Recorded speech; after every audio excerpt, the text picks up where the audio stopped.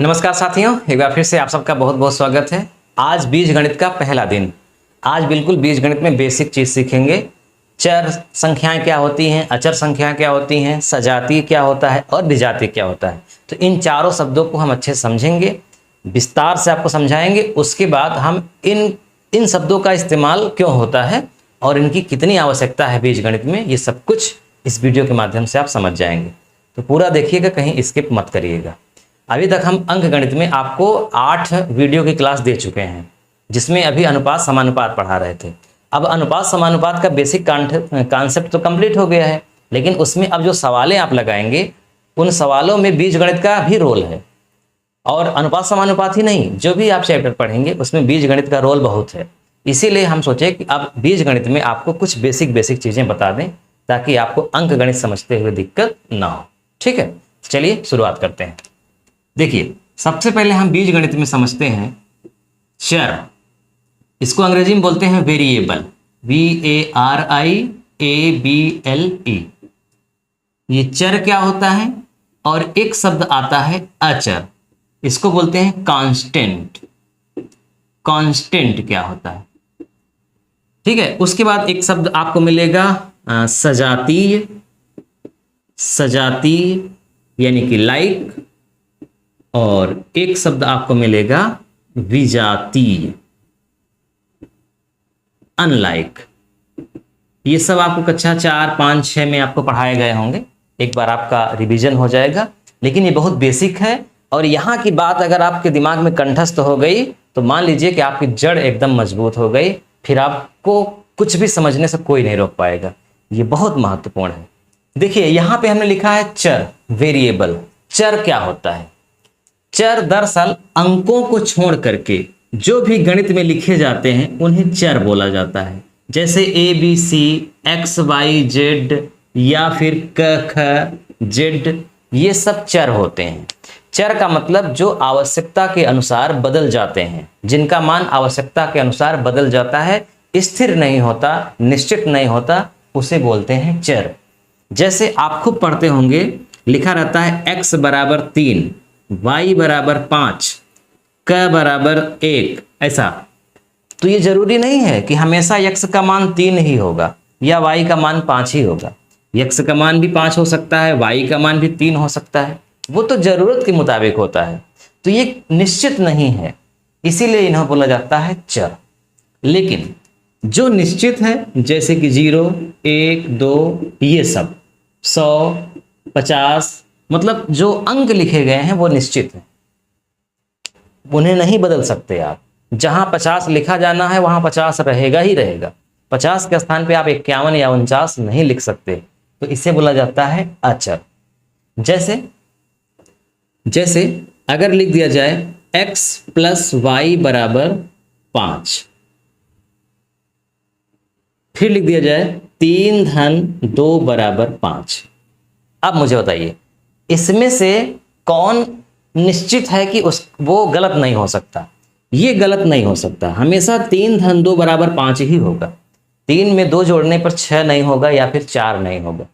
3 का मान निश्चित है, 2 का मान निश्चित है, 5 का मान निश्चित है। इसलिए ये तीनों संख्याएं क्या हैं? अचर संख्याएं हैं। लेकिन x और y को जोड़ने पर 5 हुआ, तो जरूरी नहीं है कि x को y में जोड़ने पर 5 ही होगा। हो सकता है कि कभी x को y में जोड़ने पर 7 भी हो जाए, निश्चित थोड़ी ना है। अगर यहाँ x का मान 3 है और y का मान 2 है तभी 5 होगा।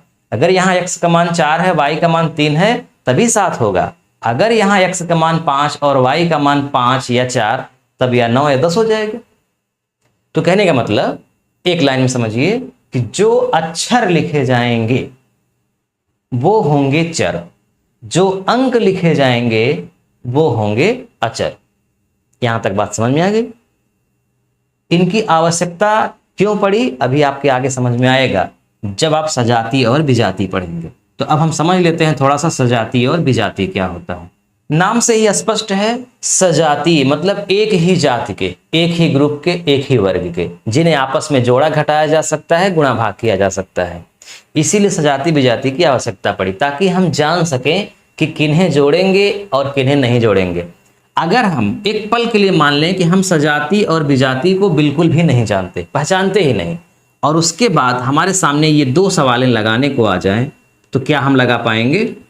2x प्लस 3x बराबर 2x प्लस 3y बराबर, चलिए एक ठो लिख देते हैं, 2x प्लस 3x की पावर 2। अब यदि हम सजाती विजाती को बिल्कुल नहीं पहचानते, शून्य है, तो हम ये तीनों कभी नहीं लगा पाएंगे। इन तीनों को लगाने के लिए हमें पहले सजाती और विजाती समझना होगा, तभी हम लगा पाएंगे। यहाँ 5x होगा, यहाँ ये जो लिखा है यही रहेगा, यहाँ ये जो लिखा है यही रहेगा। ये दोनों आपस में सजाती हैं, इसीलिए जुड़ गए और 5x हो गया। ये दोनों आपस में विजाती हैं, इसीलिए नहीं जुड़ पाए और पहले जैसे ही रह गए। ये भी आपस में विजाती हैं, इसीलिए नहीं जुड़ पाए और पहले जैसे ही रह गए। तो जो नहीं जुड़ेंगे, नहीं घटेंगे, उनमें कोई बदलाव ही नहीं होगा। जो जुड़ घट जाएंगे वो इकट्ठा हो जाएंगे, है ना। इसीलिए हमको पहचानना है कौन सजाती है कौन विजाती है। तो जब अक्षर एक साथ लिखे हों, जैसे यक्स और यक्स, ये दोनों आपस में सजाती है। अगर हम यक्स के साथ वाई को लिख देंगे तो ये आपस में हो जाएंगे विजाती। यानी अक्षर सेम होना चाहिए तभी सजाती माना जाएगा। अगर अक्षर के साथ दूसरा अक्षर हो गया तो वो हो जाएगा विजाती। कहने का मतलब यक्स के साथ यक्स को जोड़ा जाएगा, लेकिन यक्स के साथ वाई को कभी नहीं जोड़ा जाएगा। जैसे y और 3y, अब बताओ ये आपस में सजाती है कि विजाती है? तो ये सजाती है। यहां पे 3y है और यहां पर 1y है, लेकिन यहीं पे अगर हम y के साथ केवल 3 लिख दें तो ये हो जाएगा विजाती। अब आपके मन में एक प्रश्न उठ रहा होगा कि आखिर यहां भी तो 3 लिखा है, 3 के साथ y है, तो ये सजाती कैसे हो गया और ये विजाती कैसे हो गया? तो अब ये समझ लीजिए कैसे हो गया। देखो, जो यहां पर 3y लिखा है, 3y, ये 3y कैसे आया था? ये 3y ऐसे आया था कि हमने एक एक y 3 बार जोड़ दिए। दरअसल एक छिपा रहता है, किसी भी चर संख्या में एक छिपा रहता है। कहीं भी अगर हम लिख दें a, तो इसका मतलब होता है कि वहां पर एक a है। अगर यक्स लिख दें तो उसका मतलब होता है एक यक्स है। क लिख दें तो उसका मतलब होता है एक क है। तो एक नहीं लिखा जाता दरअसल, क्योंकि ये लिखा हुआ है, ये दिखा ही रहा है कि एक ए है, एक यक्स है, एक के है, इसीलिए इसको एक लिखने की जरूरत नहीं पड़ी। लेकिन जब एक के अलावा और कोई संख्या आ जाएगी 2 3, तो उसे लिखना पड़ेगा। और वो 2 3 आती कब है? जैसे यहाँ पे 3 ठो y है, 1y 1y 1y, इन तीनों y को हमने जोड़ दिया तो कितनी y हो गई? 3y हो गई। ठीक, तो यहां पर दरअसल y ही है, लेकिन y कितनी है? 3y है, और यहां 1y है, तो 3y और 1y आपस में सजाती तो हुए ही ना। जैसे 3 भेड़ एक जगह हो, एक जगह एक भेड़ हो, तो वो तीनों भेड़ और ये एक भेड़ सजाती तो है ही। हाँ, एक जगह भेड़ है, एक जगह बकरी है, तब ये दोनों सजाती नहीं। यही दरअसल हम बता रहे हैं। यहां पर एक चर संख्या है यानी अक्षर है, और ये अचर है यानी कि अंक है। तो चर और अचर तो आपस में कभी सजाती होंगे ही नहीं, विजाती ही रहेंगे। तो चर के साथ अचर आ जाए, इनके साथ ये आ जाए अलग अलग स्थिति में, तो विजाती हो जाएंगे। इनके साथ यही, इनके साथ यही, इनके साथ यही आएगा तभी सजाती होगा, और अंक तो सजाती रहेंगे। जैसे अगर लिख दें 10 11, अब बताओ ये सजाती है कि नहीं? तो बिल्कुल सजाती है। अंक में जरूरी नहीं है कि वही हो, 10 है तो 10 ही रहे, अंक कुछ भी हो सकता है। 0 के साथ या 0 के साथ 5 सजाती है, अंक कुछ भी हो सजाती रहेगा। अक्षर तभी सजाती होगा जब वही अक्षर रहेगा, दूसरा अक्षर हो जाएगा तो विजाती हो जाएगा। यहां तक बात समझ आ गई। अब इन्हीं सजाती विजातियों में थोड़ा सा हम एक स्टेप और आगे बढ़ के समझा देते हैं, पूरा कॉन्सेप्ट क्लियर हो जाएगा। देखिए x और 3x ये दोनों सजातीय हैं।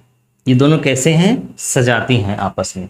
देखो 2 3 भी हो सकते हैं, मतलब हमने 2 लिखा है, एक यहाँ पे और भी हो सकता है, सजाती। अब यहाँ पे देखिए 3x और 4y ये सजातीय नहीं है, ये आपस में क्या है? विजातीय, क्योंकि x के साथ क्या आ गया? y आ गया। अगला देखो 3x के घाते 2 और यहाँ लिखा है 3x, ये भी आपस में विजातीय है। क्यों विजातीय है? भले x है, हमने आपको बताया भी कि x के साथ x हो तो सजातीय होता है, लेकिन यहां पर x के साथ x होते हुए भी ये आपस में विजातीय हो गया। इसका रीजन क्या है? इसका रीजन ये है कि इस x में जो घात लगा है वो 2 है और यहां x में घात 1 है। तो अक्षरों में घात बराबर होनी चाहिए, पावर बराबर होनी चाहिए, तब सजातीय होंगे, अन्यथा विजातीय हो जाएंगे। यहां पर जो पावर है ना वो 1 है, एक घात नहीं लिखी जाती, एक छिपी रहती है। एक का मतलब ही होता है कि एक बार हुआ है, तो क्यों लिखें उसको? एक के अलावा कुछ रहेगा तो जरूर लिखेंगे। तो अक्षर तो होने चाहिए सेम, घात भी सेम होना चाहिए, तब सजातीय माना जाएगा, नहीं तो विजातीय हो जाएगा। जैसे y और x के घाते 3, अब ये तो देखने में ही विजातीय लग रहा है, पावर देखो चाहे ना देखो, y और x अलग अलग अक्षर हैं, विजातीय हैं। हाँ, अगर y और y की पावर 3 है तब भी विजातीय हैं, क्योंकि यहाँ घात और घात अलग अलग है।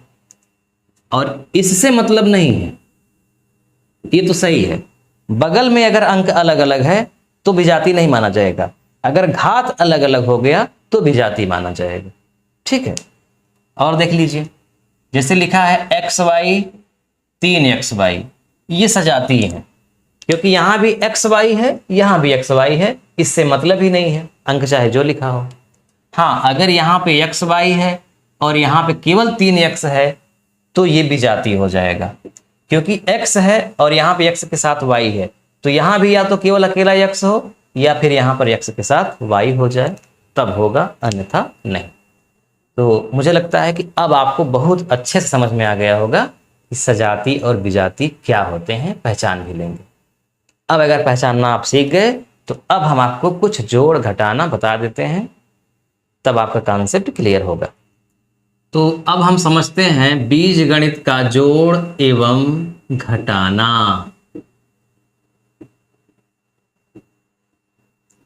बीजगणित का जोड़ एवं घटाना तभी कर पाएंगे जब सजातीय और विजातीय अच्छे से पहचानना आते हो। पहली सवाल, x x x, आप लोग कहते हैं ना कि बीजगणित में जब भी हम, मतलब गणित में जब भी हम x y z या देखते हैं तो माथा चकरा जाता है और वहीं से पढ़ना बंद कर देते हैं। मतलब इस एक्सोफोबिया कह सकते हैं, अक्षरों की फोबिया है।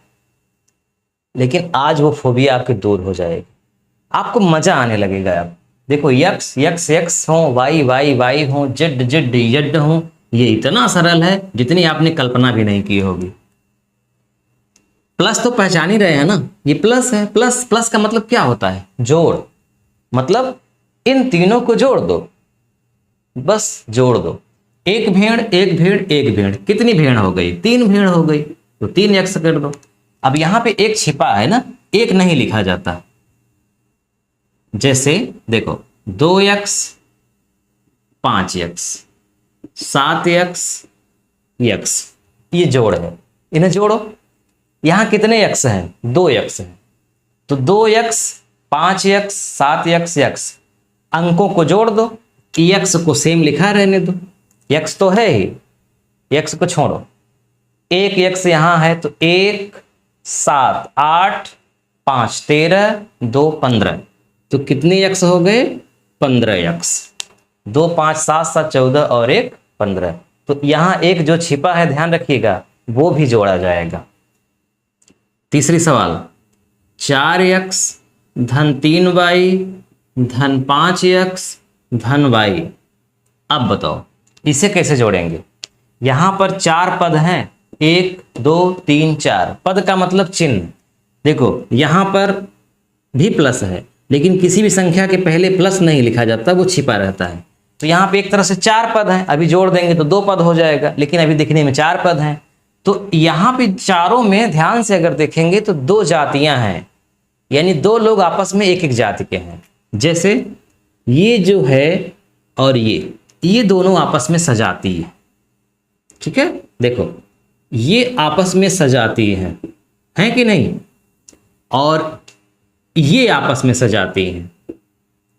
तो इसका मतलब कि 4x को 5x में जोड़ा जाएगा और 3y को 1y में जोड़ा जाएगा, न कि 4 को 3 में जोड़ा जाएगा कि 4 3 7 कर दीजिए। नहीं, भले इसके साथ वाला जो सजाती है वो दूर लिखा है, उससे कोई मतलब नहीं है, चाहे जहां लिखा हो जोड़ा उसी में जाएगा। हाँ, अपनी सुविधा के लिए आप ऐसा कर सकते हैं कि इस 4 के बगल में आप 5x लिख दें, फिर इस 3y के बगल में आप y लिख दें। ऐसा आप कर सकते हैं, ये आपकी सुविधा के अनुसार और सुविधाजनक हो जाएगा। लेकिन आप चाहें तो डायरेक्ट भी कर सकते हैं। तो अब 4 में 5 जोड़ दीजिए, कितना हो गया 9x, प्लस 3 में y जोड़ दीजिए, कितना हो गया 4y, और यही आपका आंसर है। अब ये दोनों आपस में नहीं जुड़ेंगे, प्लस का चिन्ह लगा रहेगा लेकिन जुड़ेंगे नहीं, क्योंकि ये और ये आपस में विजाती हैं और विजाती कभी भी नहीं जुड़ते, ठीक है। तो 4x में 5x जोड़ा 9x हो गया, 3y में 1y जोड़ा 4y हो गया। आगे देखो 7x माइनस 2x बराबर क्या होगा, 7x में 2x को घटा दो 5x हो गया। x तो रहेगा ही, अंक में अंक घटेगा बस। एक सवाल और देख लो, 5x धन 3y minus 2x plus 4y, मान लीजिए इस तरह लिखा गया है। अब क्या होगा, सबसे पहले तो हम ये करेंगे कि जो जो सजाती है उन्हें उन्हें एक साथ कर देंगे। जैसे ये और ये सजाती हैं, ये और ये सजाती हैं, यानी इसके साथ इसको लिखेंगे, इसके साथ इसको लिखेंगे, तब हल होगा। चाहे तो डायरेक्ट भी कर सकते हैं, लेकिन एक बार लिख दीजिए। तो देखिए 5x के साथ क्या लिखेंगे माइनस 2x। ध्यान रखिएगा 5x के बाद प्लस है, तो यहां हम 5x के बाद प्लस नहीं लिखेंगे। दरअसल ये जो प्लस 3y है, जहां भी 3y लिखा जाएगा उसके साथ ही ये प्लस लिखा जाएगा, यानी ये प्लस इससे संबंधित नहीं है, ये प्लस इससे संबंधित है, क्योंकि संख्या के ठीक पहले चिन्ह लगता है, संख्या के बाद नहीं लगता। ये जो 5x है इसके पहले प्लस है, तो ये वाला प्लस इससे संबंधित है। अब चूंकि इसके पहले कोई अंक नहीं है इसीलिए ये छिपा है, और ये वाला जो माइनस है वो इससे संबंधित है। तो जैसे ही हमने 2x यहां लिखा तो 2x वाला जो चिन्ह है वो भी आ गया। अब 3y लिखेंगे, तो अब हम लिखेंगे प्लस 3y, क्योंकि प्लस 3y साथ में है, प्लस 4y, प्लस 4y। अब क्या होगा, अब इन्हें तो जोड़ेंगे नहीं क्योंकि माइनस का चिन्ह लगा है, घटा दीजिए। 5 में 2 घटाएंगे 3 आएगा और x लिख दीजिए, हो गया हल। इन दोनों को घटाएंगे नहीं, जोड़ेंगे क्योंकि प्लस का चिन्ह लगा है, तो 3 और 4 कितना हो जाएगा 7, तो क्या लिखेंगे 7y। और अब ये दोनों को जोड़ने के लिए कह रहा है, लेकिन जोड़ेंगे नहीं क्योंकि 3x और 7y आपस में क्या है विजातीय है। मुझे लगता है कि अब आपको बहुत अच्छे से समझ में आ गया होगा कि कैसे हम सजातियों को जोड़ते हैं। कुछ और उदाहरण देख लेते हैं। x के घाते 2 प्लस 3x के घाते 2 प्लस 5x के घाते 3। चलिए इन्हें कैसे हल करेंगे। तो जो जो सजाती है वो जुड़ जाएगा, जो सजाती नहीं है वो नहीं जुड़ेगा। जैसे देखो ये और ये आपस में सजाती है, ये विजाती है, क्योंकि इन दोनों का घात सेम है, इसका घात अलग हो गया। यानी संख्याएं तो 3 हैं, पद तो 3 हैं, लेकिन सजातीय यानी आपस में एक ही बिरादरी के ये दोनों लोग हैं, ये नहीं है, यानी ये नहीं जुड़ेगा इनके साथ। तो क्या हो जाएगा, यहाँ एक छिपा है तो एक ये और 3 ये, 3 एक कितना हो गया 4।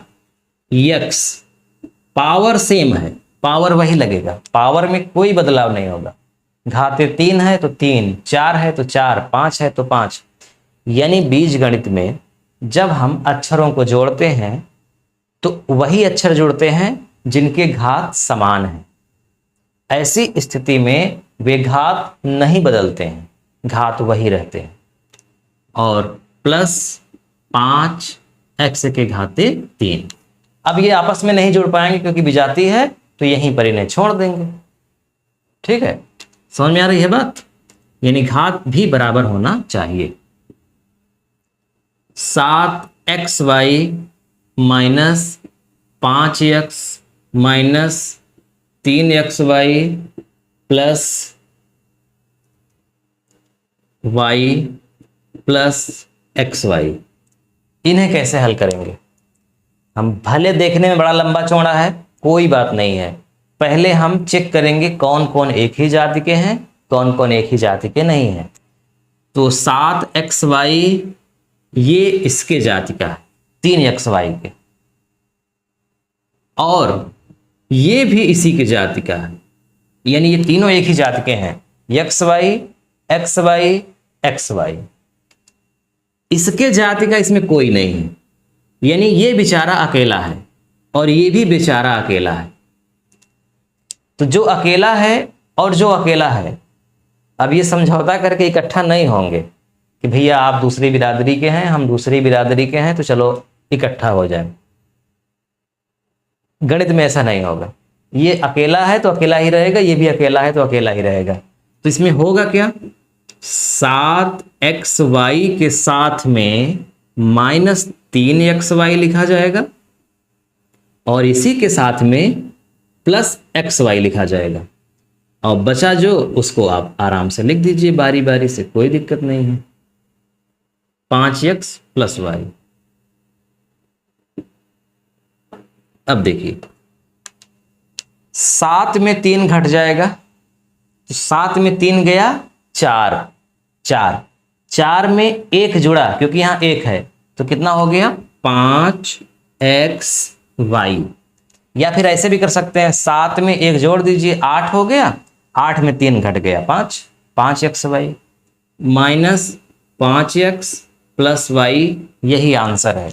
ये तीनों नहीं जुड़ पाएंगे, घट पाएंगे, क्योंकि ये तीनों अब 3 जाति के हैं, अलग अलग जाति के हो गए। यहाँ पर ये एक ही जाति के थे, इसलिए जुड़कर घटकर इकट्ठा हो गए। ये बेचारे अकेले हैं, अकेले ही रह गए। समझ में आ रही है बात? सजातियों को ही जोड़ेंगे या घटाएंगे, विजातियों को नहीं। अब हम आपको अगले पार्ट में गुणा और भाग समझाएंगे, लेकिन गुणा और भाग समझने के पहले कुछ बहुत ही महत्वपूर्ण बातें जो न किताबों में मिलती हैं न कोई बताता है, लेकिन उसके अभाव में आगे समस्या होगी, तो वो ना हो इसलिए हम आपको बहुत गहराई से विस्तार से समझाना चाहते हैं। हमने आपको यहाँ पे 2 चीज़ें बताई जोड़ और घटाने में। एक तो बताई कि कोई भी अक्षर लिखा हो उसके पहले कोई अंक लिखा रहता है। ये जो अक्षर है इसके पहले एक अंक लिखा है, वो अंक क्या है, 1 छिपा है। और हर अक्षर में एक घात भी होता है जो छिपा रहता है।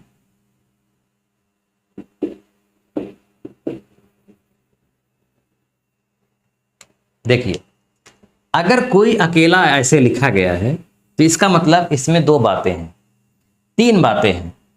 एक तो ये कि ये अक्षर धनात्मक है, ये भी छिपा है। दूसरी बात ये कि इसके पहले 1 लिखा है। तीसरी बात ये कि इसमें घात 1 लगा है। तो ये तीनों बातें छिपी रहती हैं और इन तीनों को हटा करके सीधा सीधा लिख दिया जाता है a। प्लस भी छिपा है, ये भी छिपा है 1, और ये भी घात छिपा है 1। लेकिन इसके स्थान पर अगर माइनस हो तो वो माइनस लिखना जरूरी होगा। एक के अलावा कोई अंक हो तो वो अंक लिखना जरूरी होगा। अक्षर तो लिखा ही जाएगा दोनों में, और अगर घात है तो घात भी लिखना जरूरी है। यानी यहां पर भी तीन चीजें, चिन्ह, ये वाला अंक, ये वाला अंक, यहां पर तीनों नहीं लिखे गए लेकिन यहां पर तीनों लिखे गए। यानी प्लस के अलावा चिन्ह रहेगा माइनस का तो वो नहीं हटेगा, लिखा जाएगा। एक के अलावा कोई अंक होगा वो भी लिखा जाएगा।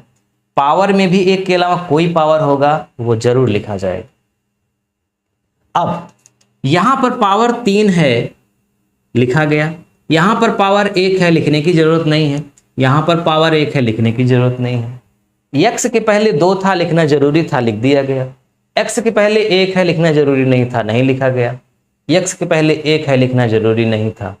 ठीक, अब हम समझते हैं कि आखिर ये एक x आया कैसे।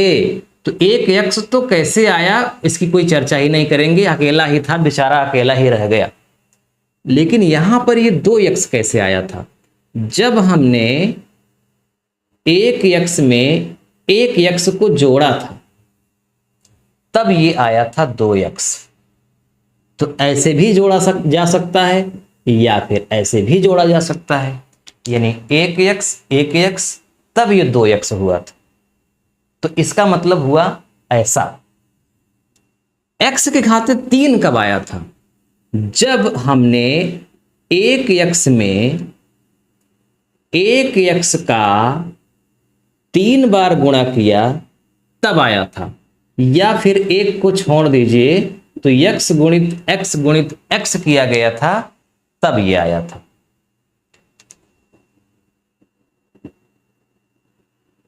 और हाँ, एक चीज और भूल गए, देखो यहां पर घाते 1 है, घाते 1 है, घाते 1 है। दरअसल 1 1 1 यहां पे तीनों जगह छिपा है। पावर 1 पावर 1 पावर 1 तीनों जगह छिपा है। तो केवल हम अगर x गुणित x कर देंगे तो इसका मतलब ही हो जाएगा x के घाते 3। कैसे हो गया? ये जो +1 है +1 है +1 है, तीनों घात जुड़ जाएंगे। यानी x के घाते 1 धन 1 धन 1 बराबर x के घाते 3। और ये जो अकेला नीचे 1 है तो 1 एकन्नम 1 एकन्नम 1 तो 1 ही होगा। 1 का कितनी बार भी गुणा करो 1 ही होगा। लेकिन 1 को अगर जोड़ोगे तो वो जुड़ता चला जाएगा। तो गुणा में क्या होता है कल हम आपको बताएंगे। गुणा में जो घात होते हैं वो जुड़ जाते हैं, इसीलिए जुड़ करके ये हो गया। यानी x जो थे वो 3 जगह थे, गुणा के रूप में थे, तीनों में घात 1 1 थी, उन तीनों को जोड़ा गया तो x के घाते 3 आ गया। जैसे अगर हम लिख दें y के घाते 2 गुणित y के घाते 3 गुणित 4y, तो इसका मतलब ये होगा, पहले तो अंकों का गुणा कर दो, 4 एकम 4 एकम 4 4 ही आएगा।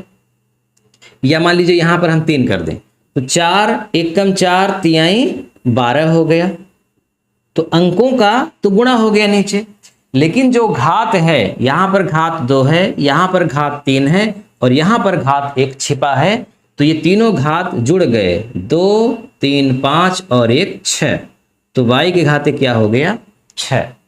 तो बीज गणित में आप पढ़ेंगे कि घात जुड़ते हैं जब अक्षरों का गुणा किया जाता है, लेकिन अक्षरों को जोड़ा जाता है तो उनके घात नहीं जुड़ते, सेम रहते हैं। जैसे a प्लस a बराबर 3a, a गुणित a बराबर a के पावर 3। ये कैसे हो गया? तो ये ऐसे हो गया,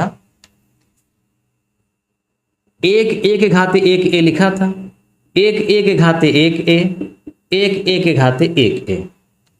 जब इन्हें जोड़ा गया तो जोड़ते समय घात नहीं जुड़ा, 1 2 3 3a हो गया, घात 1 सेम रह गया, इसीलिए ऐसा लिखा गया। लेकिन गुणा करते समय जब हमने 1 का 1 में 3 बार गुणा किया तो 1 एकन्नम 1 एकन्नम 1 हो गया, घात 1 1 1 1 2 3 हो गया, घात जुड़ गया। तो ये आप बहुत ध्यान से समझिएगा, इसको आप लिख भी लीजिएगा कि जब हम जोड़ेंगे तो केवल अंक जुड़ेंगे, नीचे वाले घात सेम रहेगा, जो लगा है वही रहेगा। गुणा करते समय अंकों का भी गुणा होगा लेकिन घातों का गुणा नहीं होगा, घात जोड़े जाएंगे। ठीक, अब कल हम इसी के आगे आपको और विस्तार से समझाएंगे कि गुणा और भाग कैसे होगा, जोड़ भी और अच्छे से समझा देंगे, यानी कि थोड़ी बहुत ऐसी सवालें जो परेशान आपको करती हैं। आज हमने आपको केवल बेसिक समझाया है। ठीक है, तो आज बस यहीं विराम देते हैं। आप लोगों से एक रिक्वेस्ट है, हम्बल रिक्वेस्ट है कि आपके जो मित्र यार हैं उन सबको इस ऐप्स के बारे में बताइए, जल्द से जल्द इसकी लिंक भेजिए और अधिक से अधिक लोगों को कोशिश करिए कि वो इस ऐप्स के माध्यम से जुड़ें और लाभान्वित हों। 20 अगस्त के बाद ये जो फीस हमने 500 रुपये रखी है, इसे हम बढ़ा करके 5000 कर देंगे। ठीक है, 20 अगस्त के पहले जितना लोगों के पास आप भेज सकते हैं, बता सकते हैं, बता दीजिए। जो अभी से जुड़ा रहेगा उसको बहुत लाभ होगा।